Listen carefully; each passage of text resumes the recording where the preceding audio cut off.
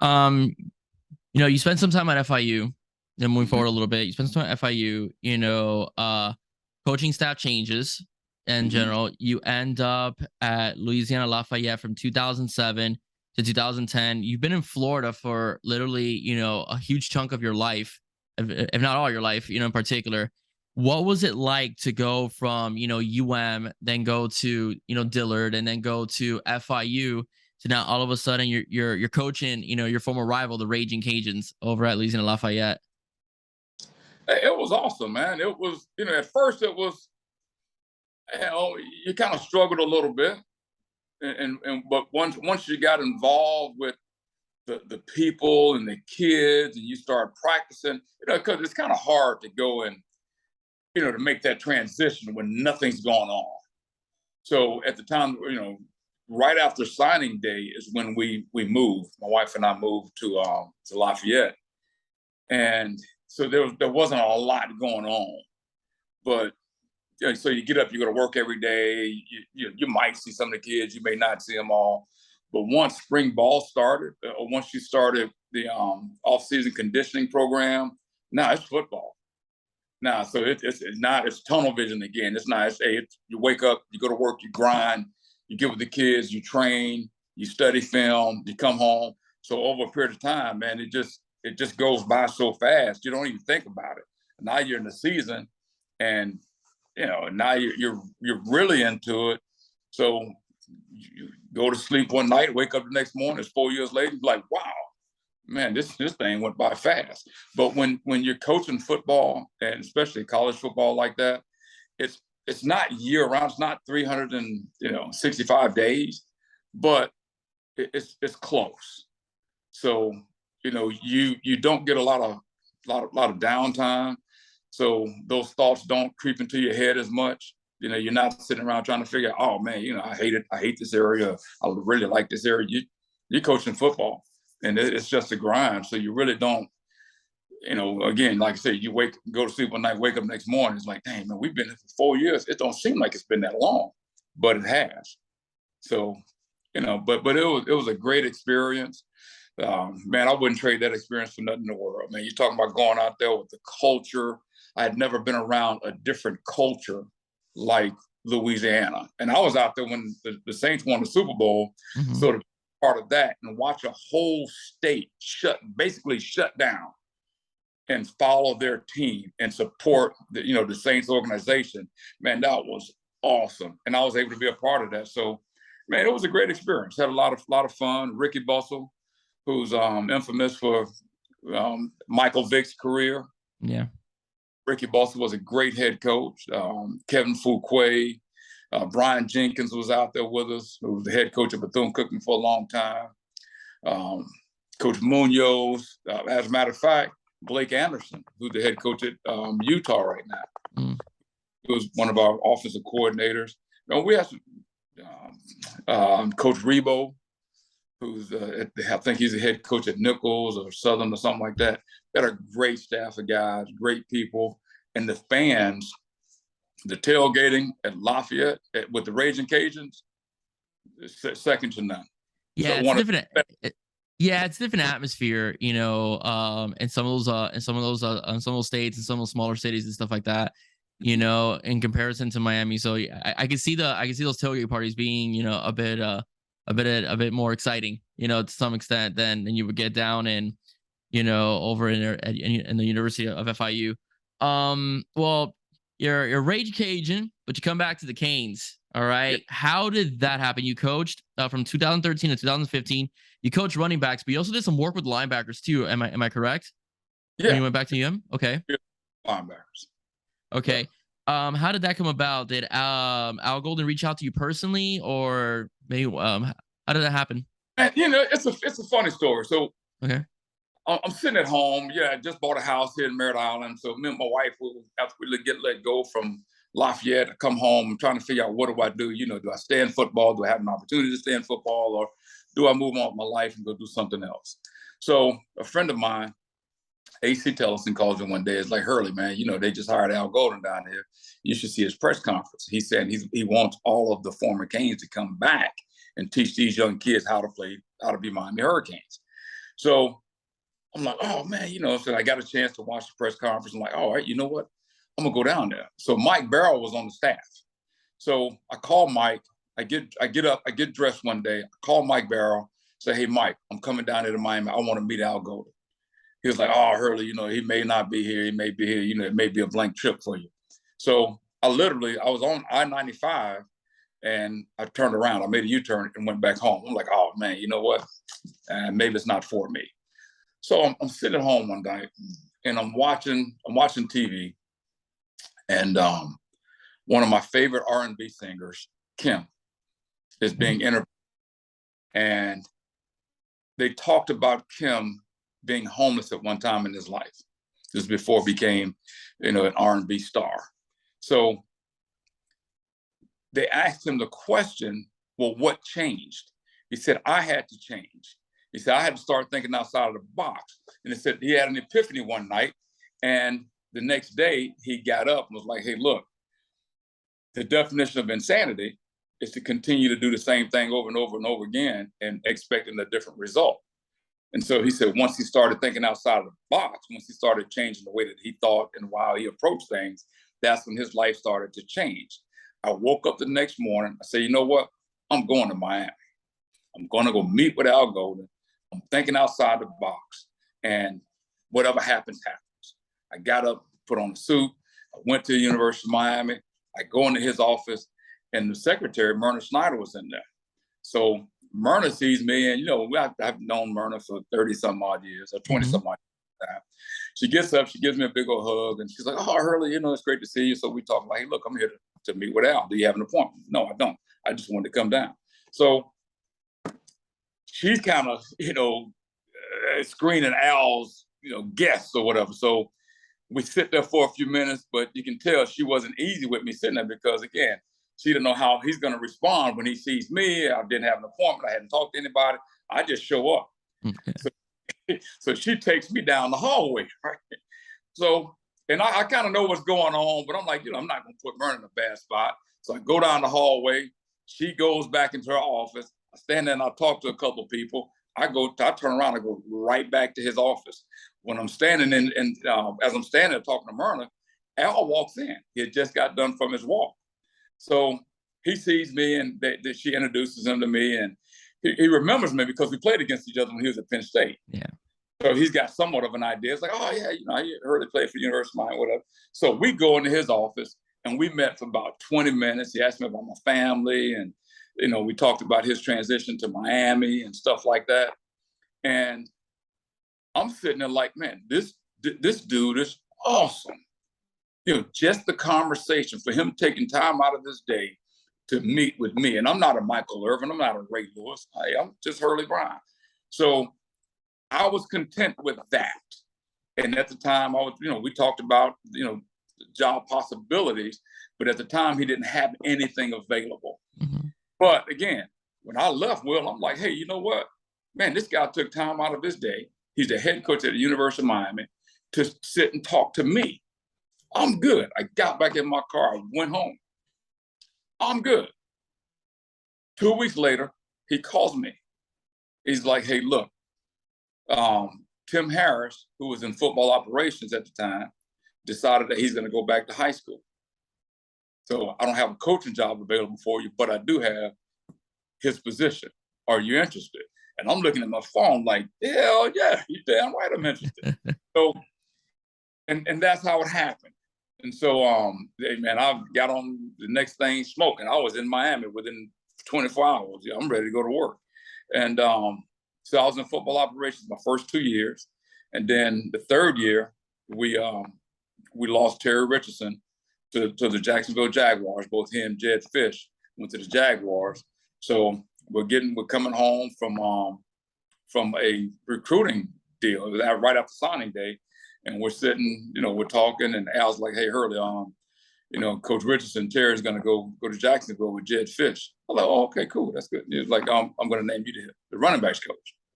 And I'm like, what? He was like, yeah, you're coaching Duke Johnson. You can't mess that up. So I'm like, hey, did you hear this?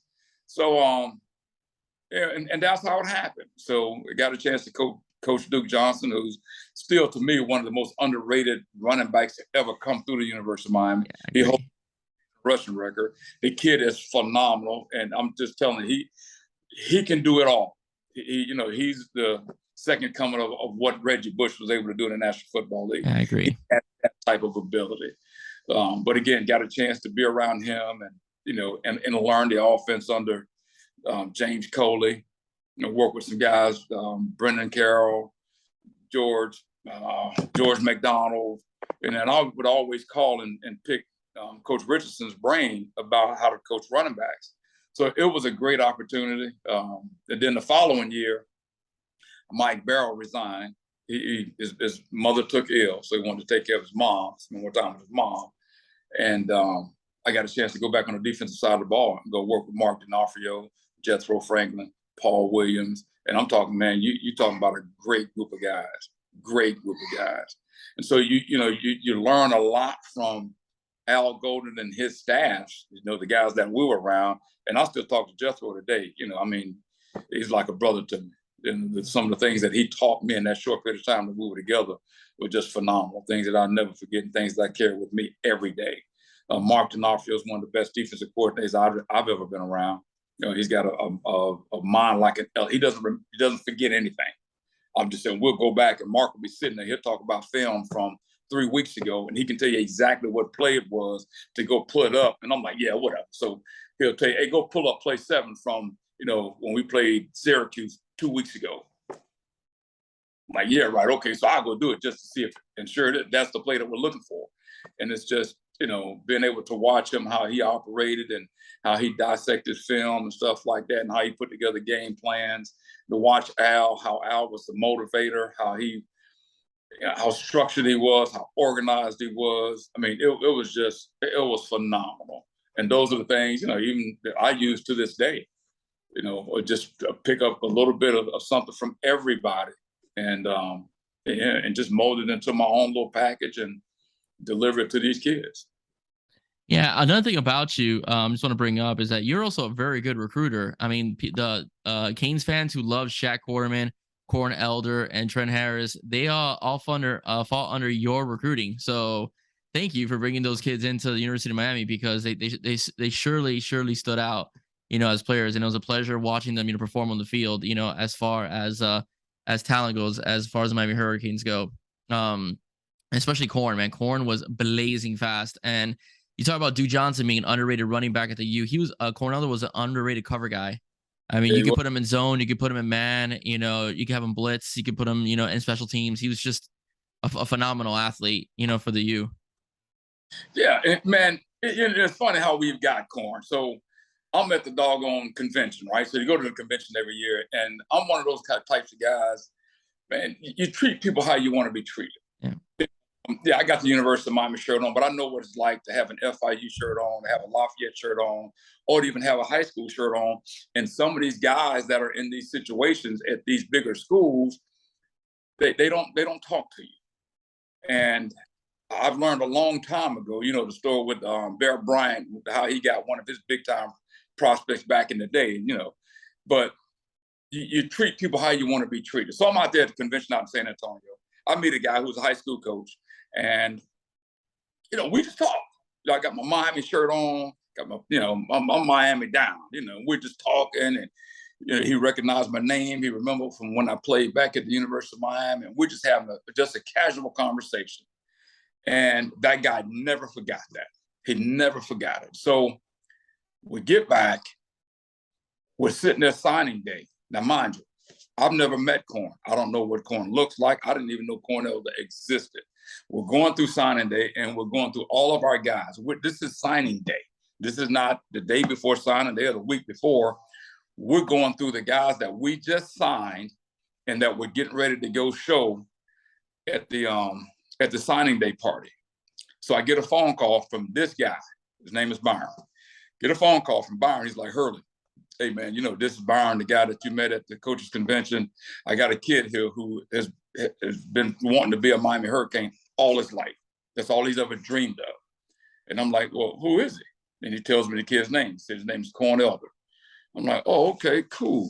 But again, I could have been, yeah, whatever. Because, you get those phone calls all the time. Yeah. But, hey, man, we got to play the game because I don't know what this kid's going to look like. Yeah. All I know, look, I got a guy that's calling me, telling me about a kid, and I'm sitting there, I'm excited to get this phone call, and I'm making sure that he knows, hey, Byron, what's up, baby? How you doing, man? What's up? You got a kid? Hey, what's his name? Hey, again, showing some interest. We get the film, and he sends us the film right now, and we're sitting there looking at the film, and everybody's sitting in the room like, damn. And then we start watching his basketball tape. Now, mind you, Corn's an 8-time state champion at his high school in Murfreesboro, Tennessee.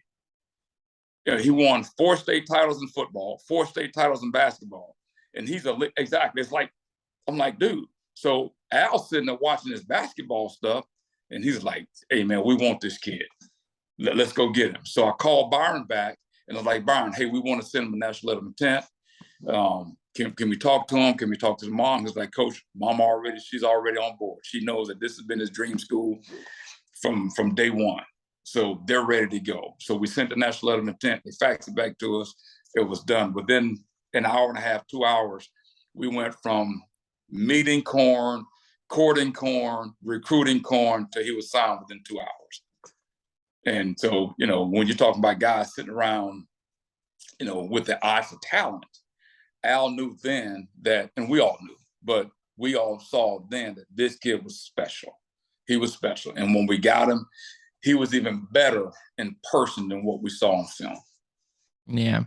I mean, Al gets a lot of flack down here, because of his record as the Kings head coach. But one thing I will say is that he did recruit some really good players, that Mark Richt, who came after, enjoyed his first couple seasons. When they went 9-4, those, it was the Cornelders, the Carters, the Stacy Coleys, that won him those games. And then, when they won the Coastal back in 2017, it was Jaquan, Sheldon Redwine, who were, Al's players.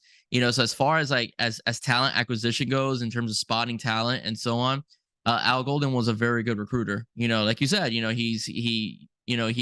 that press conference, I saw it too. He was very, he got the crowd, he got the city of Miami going, as far as excitement goes. And he was able to bring in some really good and talented players. Like Quan Muhammad was another one. He got kicked off the team, but he was a talented player, as well. Corn, Artie Burns, those are all, came under Al Golden's recruiting cycles. Go ahead, Coach. Mike Jackson. Look at Quan. Mike Jackson. Yes, I forgot about him too. Yeah. Mike Jackson was a hell of a corner. Oh yeah. Artie Burns was a freak. Yeah. Artie Burns had elite speed. Artie Burns had speed. Yeah. We had to fight everybody to get Artie. And I'll never forget, God rest in peace, his mom, Dana. But man, Dana come to the office all the time, like, Coach, because everybody in Dade County wanted Artie to go somewhere else. They wanted to go to Florida State or LSU. But Miss Dana was like, no, my baby's staying here with me. And man, I'll never forget the day that she came over there. They had a big old deal over at Miami Northwestern where, they got on him about some stuff. And I tell you what, Luther Campbell was a guy that helped us with Artie Burns. Uncle Luke helped us out because he was one of the ones that was like, hey, look, leave this boy alone. Let him go to the University of Miami and live out his dream. And that's what happened. She came over and we had a long conversation. When she left my office, Coach, we good. And I'll never forget her for that. I will never forget Dana for that. I mean, she's an amazing person, an amazing woman. And, and again, we lost her. Yeah. It never got over that one. We also lost JoJo Nicholas. Never got, it was, we had some tough times at times, but overall, man, it was a great experience. Had we not gotten let go, Will, at the time we got let go, we win remember, because we won the ACC Coastal that first year we got there. Yes, that's true. And then the bottom fell out of it. All right. With all the recruiting stuff and, the Nevin Shapiro with the NCAA and all that other stuff. So it was really tough for the next couple of years. But after we were able to get beyond that, our last year, we had the 3rd ranked recruited class in the country. Yeah. Right before we got let go, we were the 3rd ranked recruiting class in the country. And it was getting ready to take off. And so it was unfortunate, but it is what it is. Al's going to do fine. Al's with Notre Dame right now. Mhm. The convicts, he's with the Catholics now. Yeah. But can that be? But he's going to do a great job. He was with Detroit and with Cincinnati, went to the Yeah. Super Bowl with the Bengals. I mean, I got all the respect and love in the world for Al Golden. He's a great coach, taught me a great deal, and he will be just fine. Mark D'Onofrio is with University of Wisconsin right now. He's the linebackers coach. George McDonald's with the University of Illinois out in Chicago. Mm-hmm. Cody's with Texas A&M. Jethro Franklin's with Fresno State, where he's a Hall of Famer at. Terry Richardson is in, I want to say he's at Toledo.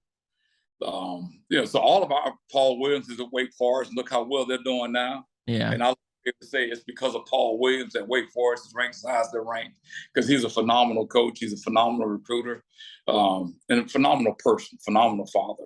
So we got some guys, man, that have done extremely well. That we all stay in touch, and but I thought that it was just a little too premature for us to be let go at that particular time. I mean, we got let go after losing to Clemson. Clemson beat everybody. And they had Deshaun Watson that year. Yeah. Clemson beat everybody. Everybody was pissed off because we lost to Cincinnati. But hey, you needed that game to get you back on the right track. But I don't care what we had done at that particular time. We were not in a position to beat Clemson. But we would have run the table had we stayed as a staff. Had Al Golden still been at the University of Miami, I honestly do believe that. Would have won the ACC Coastal, would have played in the ACC Championship, and went to a major bowl game. And then, whatever would have happened after that would have happened. But I honestly do believe we would have had a lot of success had Al not been let go at that particular time. My favorite coordinator on that staff though was Jedd Fisch. I was sad to see him go so quickly to Jacksonville. He was my favorite coordinator because he had that up tempo, quick passing game that I thought benefited Ja'Cory Harris, tremendously. So he was actually my favorite coordinator. And you guys put up points that year. I'm not gonna lie. I remember your first game, I think, was against Boston College, and you put up, I think, 47 points or 37 points, in that first game. So I was like, oh my God, this coordinator's a beast, but obviously that's why I got an NFL coaching job, because he was such a good, schemer, and so on. Okay, so you go from there. Then you go to Merritt Island High. All right. Yep. You go to the state championship, and you face a very tough opponent, which you lose to. You played Central, who's under Roland Smith. Okay. What was that like? Because Merritt Island, because actually, I always talk about the school I work at, or at least at West End High. In general, West End High was a school that if they scored a touchdown, in a season, it was like they won a Super Bowl. That school, before I got there, scored one touchdown, I think, one time in the beginning of a year, and then at the end of the season scored another. So they scored at one point, they scored 14 points an entire year. Oh, all right. Wow. Yeah, it was bad. All right. It was bad. Then Coach Gross comes in, and he gets, he gets some talent on that team. A lot of those kids, and gets some talent. He gets some talent on the team. And like I said, like I almost said, they almost won the Independence League championship. They lost to Barbara Goldman, who's become a rival to West End High. But it parallels because it was the first time Merritt Island had ever even been close to sniffing states in 34 years until you took over. What was that like, building a program like that? Man, it was awesome, man. It was a collective effort of a lot of people. It's no different than what Miami was when we were there. So if you look at how successful Miami was back when we were in school, everybody involved, everybody around the University of Miami, everybody, I'm talking about from the president of the University of Miami to Ike. And Ike was he washed cars over in the coach's parking lot at the heck. Everybody in between. Everybody was rowing in the same direction. The entire community, everybody. When you start talking about treating guys like celebrities, and when we brought kids in for recruiting weekends, we could go to places and everybody knew and understood at that particular time of year, it's recruiting. So when these University of Miami players show up, with these young kids, we know everybody knew what it was all about. So we would go to, let's just say we would go to somewhere like Stardom. Okay, Stardom was a real nice nightclub down in Kendall. The people at Stardom knew and understood, hey, this is the University of Miami. This must be some of the kids that they're some of the recruits that they want. Let's treat them like they're kings. Let's all get involved and let's make sure that this kid has an amazing time while he's down here at the University of Miami. And that was everybody. So at Merritt Island, it's the same exact thing. Once these guys, and because the kids did an amazing job of, being out in the community, everybody knew them. These kids all grew up together. So it was one of those deals where everybody got involved, everybody supported us, everybody got behind us, and everybody wanted to know, hey, look, what you're doing is special. Keep doing it. Kids would go to the grocery store, they would go to McDonald's, and people would see them and they'd be like, hey, look, man, you play for Merritt Island, huh? Yeah, yeah. Hey, man, y'all doing a hell of a job. Little things like that are extremely important, especially to the makeup of these little kids. When you're talking a 15, 16-year-old kid and somebody's acknowledging the fact that I play football and where I play, hey, look, I'm gonna have a little bit different approach to it when I go back, because I want to make sure that I get that same attention again somewhere else. So it was that. The game before we played Roland Smith, the state semifinal game, we played another Miami Hurricane, LeVar Scott, who's down at Sebring High School. And man, it was, first of all, when I walked out, Will, when I walked across the doggone track to get on the field and I looked back up in the stands, man, it was crazy to see all the people, all the alumni, everybody that came back, people out on the track, people out on the field. It reminded me of what it was like back when I was growing up. But Merritt Island back then was one of the powerhouses in high school football.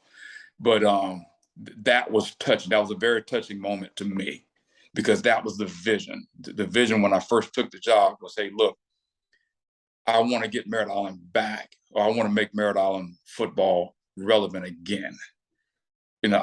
Going to, the playoffs is great, but because of the support that we have, the resources, all the people that we have we have access to, we need to go and we got to continue to fight to show it, to make everybody proud again, because Merritt Island was that school. It was a school in Brevard County. It was like, hey, look, if you don't go to Merritt Island to play football, then you're nobody. But all the families that were involved, all the people that were involved, the commitment from the kids. Man, Brady Dennerberg, Maddox Moss, Aaron Session, Jake Woods, Bridget Colby. There's just so many of them. Dylan Peterson, Devin Peterson. Man, it's just, it was, we came in together. So my first year being the head coach was their freshman year.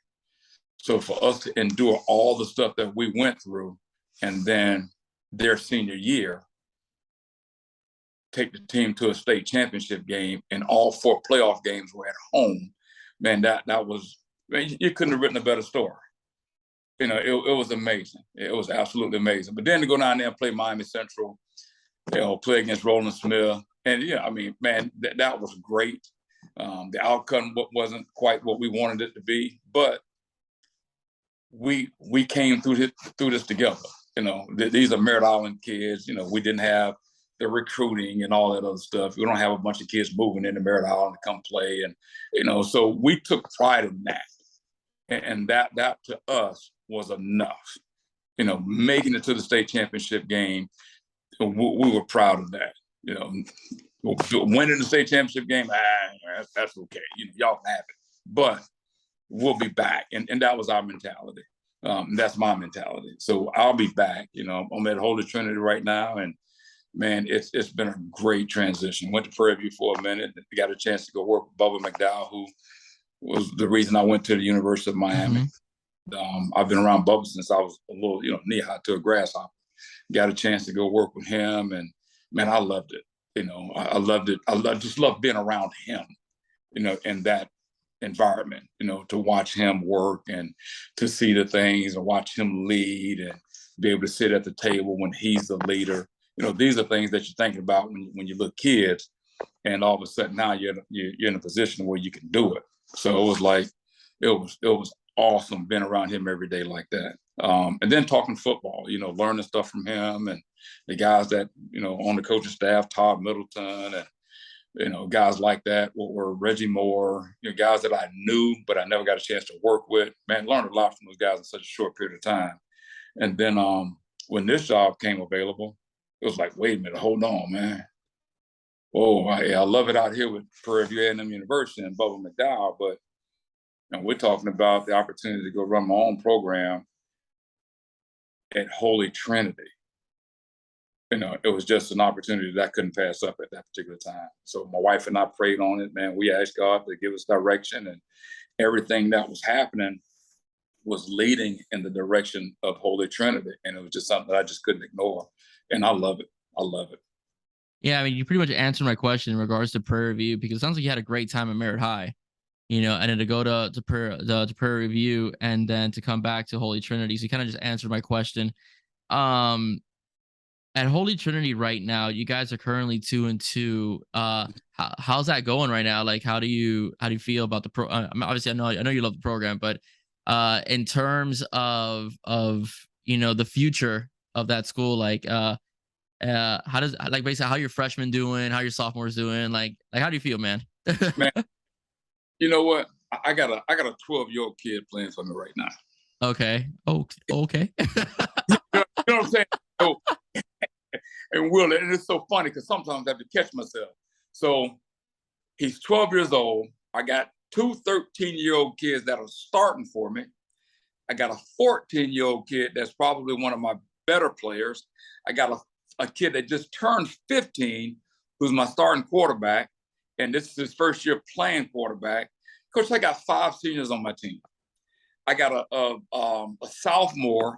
I got probably 3 or 4 sophomores that start for me. So, and again, I'm competitive. Now, don't get me wrong. Hey, we're going to go out and we're going to play every game to win. And sometimes I have to pinch myself because I'm sitting back like, dude, do you not realize these kids could be playing Little League football? Yeah, so I'm going to ask you, how do you put a 12-year-old up against maybe a 15-year-old? That seems like a major mismatch. Like, how tall is this kid? Because when I was in middle school, we had Baby Shaq. He was 6'2" and he was 12. So how? Well, you should see some of the kids I got on my team. I'm telling you, I got kids on my team that we're sitting back, look like these kids are going to be 6-year lettermen. Okay.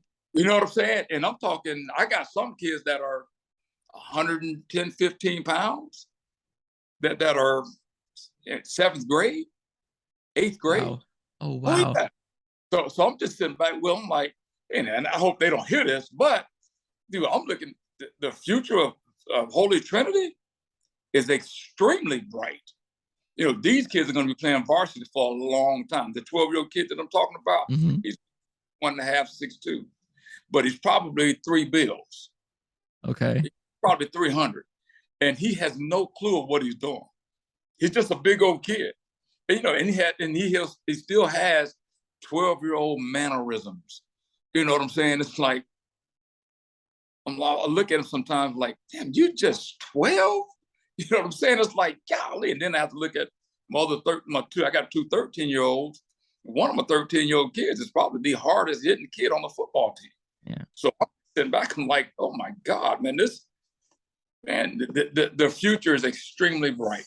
Yeah. We keep the kids together. We keep developing them and put them in situations. The biggest thing right now to me is a football IQ. Teach these kids how to play football as opposed to just being robots, just going out there and doing certain things.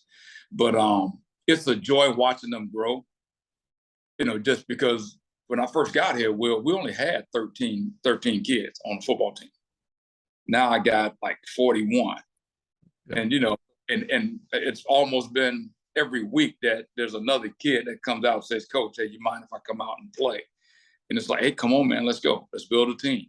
So right now we're still in that building stage, but I think we're going to be extremely competitive. Even what we got this year, And so what I'm teaching these kids, the same thing that they taught me when I was in school. Hey, you're no longer a freshman. You're no longer a baby. You've already played in 2-3 varsity games. So that stuff where you're just a baby and you're still growing, that's over with. Now we need to start focus on how to get better each week. The next game is the most important game because it's the next game.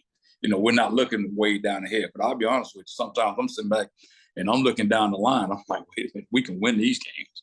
You know what I'm saying? We can win. So, it's kind of hypocritical, but I'm just sitting there, man. I'm so excited, Will, to watch these kids grow and watch them go out and play every week because they're a blank canvas. They don't have any bad habits. Everything that they learn, they're learning from me. Yeah. And it's very similar to what happened at Merritt Island. When those kids came in as freshmen, they didn't know any better. So all they knew is what they learned from Coach Brown. And so when you get to, when you do that for 2-3 years, man, the game becomes easy. I'm telling you, and I got to say Aaron Sessions. Aaron Sessions was probably one of the most underrated football players I had. Aaron Sessions would single-handedly go out and win football games. Aaron Sessions was one of the most talented football players. Didn't want to play college football. But he was the type of kid, he could do anything that he wanted to do in football. So we're in a game, we're playing against, I can't remember who it was. But anyway, so we're in a game, and it's a running clock. He wants to punt because when Brady was out during practice, Aaron would try to punt for us so we can get a look. So he would do okay, but I've never trusted him in a game. But in this particular game, he's sitting there, Coach, can I punt? Can I punt? Can I punt? Aaron, I'm not putting you in the game to punt. It's like, Coach, let me punt in the game. I said, I'll tell you what, go block a punt, I'll let you punt. The very next punt that they punted, he blocked the punt, so I had to let him punt. And he punted 40-something yards. I'm like, you got to be kidding me. Oh, yeah. The kids are just, he's just one of those kids, man. Again, it comes down to, he's not a 4 or 5 star, but he's a kid that can play the game. Yeah. And that's what we had. We had a bunch of kids that were just really good football players. Brady Denneberg was another one of those anomalies. It's just how many times you get a chance to go out there and have a quarterback who's your kicker, who doesn't even warm up kicking and kicks a 41-yard field goal to win the game. I watched Brady kick a 61-yard field goal in practice one day. And it's like, dude, what's going on? In the game that we were talking about earlier, it's 4th and 11. All right, let me just tell you how God works now. It's 4th and 11, and not just God, but when you're always trying to convince kids, you never know when your number is going to be called. So you got to continue to work. We had a kid by the name of Abel Wellborn. Abel only caught maybe 12, 13 passes on the entire season. Okay.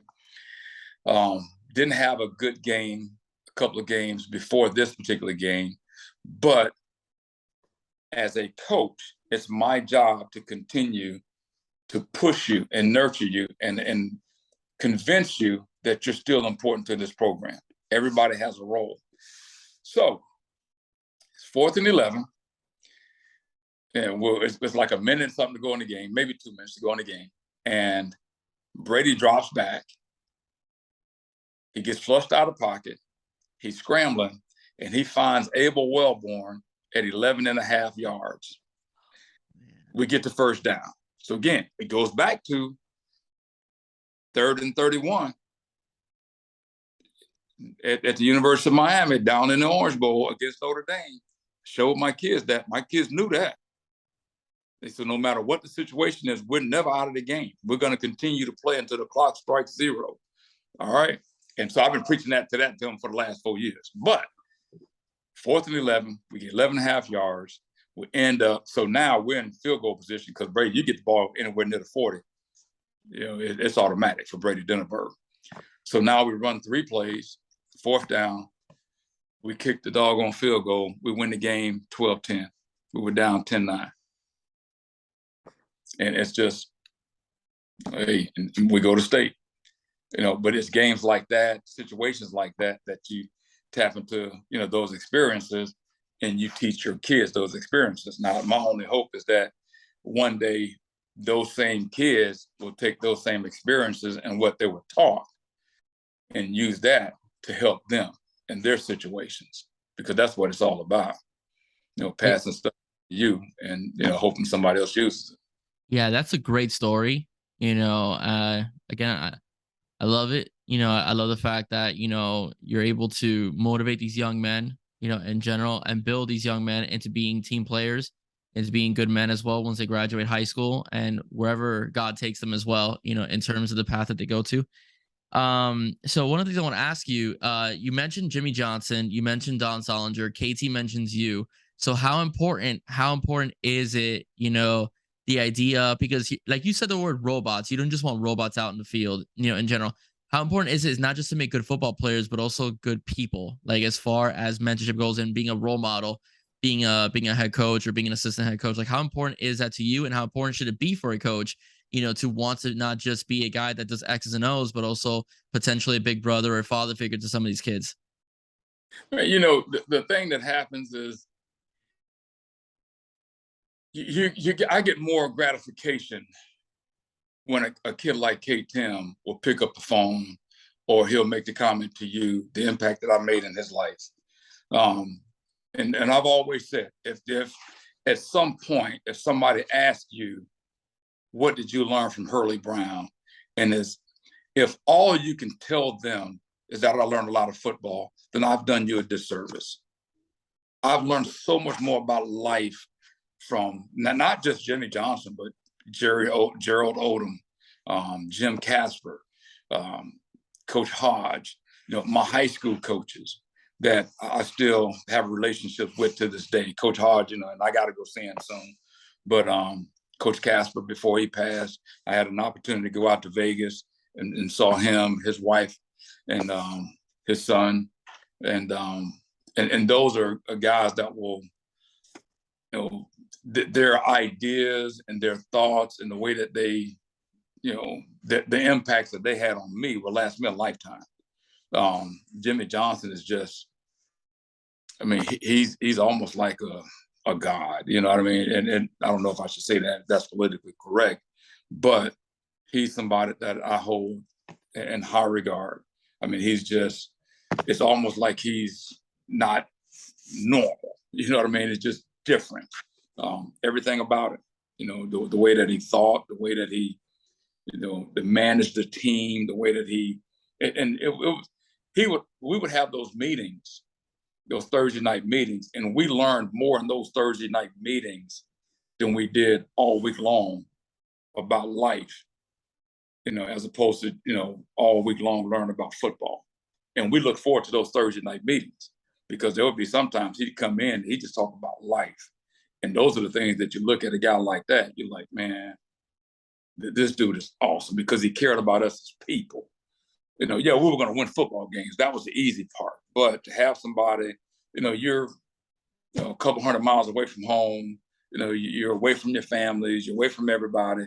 But to have somebody that just sitting there saying, hey, look, I care about you as a person, not just a football player, that means everything in the world. And so to me, that's what I was taught. And that's what I try to, portray with me as a coach. Again, if the only thing that you learn from Hurlie Brown is football, then I've done you a disservice. I didn't do you justice. So when you leave me, hopefully I've taught you a lot more than just football. Yeah, and you definitely have. All right, you definitely have. Like I said, like when I interviewed KT last year, because I did an FAU thing, and you're the first coach he mentioned. He's like, Coach Brown to me is like, he loves all of you. Don't get me wrong, but he said, but you stood out to him, because you stood by him and you mentored him and you never let him give up. And I think that's something that we, as people in education and so on, we take great pride in, when that kid comes back and says, thank you for, pushing me and so on. So once again, Coach, I'm very grateful for having you on. Thank you for sharing your stories, both at the collegiate level and in terms of your coaching. Like I said, this was not only a Kane story, but this is also a mentorship story as well. as well, Coach Brown. I like to thank you. And if everybody out there, if you like what you heard, please do not forget to like and share and subscribe to this broadcast, 05 Sport Now. Once again, I am Will. Thank you once again, Coach Brown. Stay safe. God bless. See you soon.